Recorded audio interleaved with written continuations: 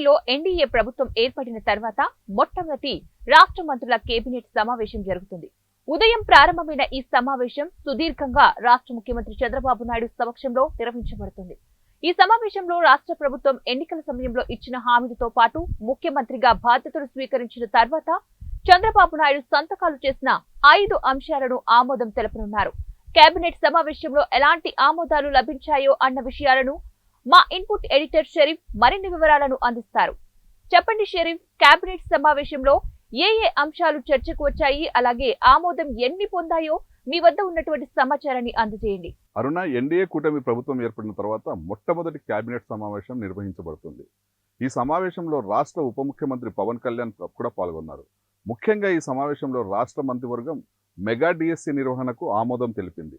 Mega డిఎస్సిలో 16,347 ఉపాధ్యాయ పోస్టులను December నాటికి భర్తీ చేయనున్నారు.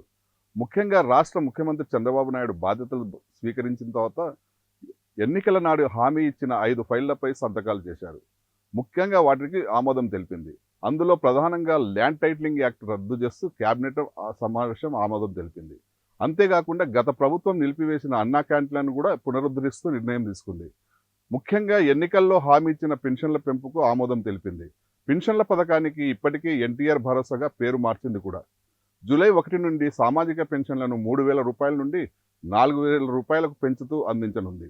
అంతేకాకుండా ఏప్రిల్ మాసం నుండి బకాయి ఉన్న పెన్షన్లను కూడా కలిపి జూలై 1న ఒకేసారి 65 లక్షల మందికి లబ్ధిదారులకు పెన్షన్లను ఇవ్వనుంది. దీంతో పాటు స్కిల్ సెన్సెస్కు కూడా ఏపీ కేబినెట్ ఆమోదం తెలిపింది. అంతేకాకుండా రాష్ట్ర లోటు బడ్జెట్పై ప్రస్తుతం ఉన్న బకాయిలపై కూడా ఈ సమావేశంలో చర్చలు కొనసాగుతున్నాయి. ఇంకా ప్రధానంగా పలు కీలక అంశాలపై కూడా ఈ సమావేశంలో చర్చలు జరుగుతున్నాయి. అరుణ.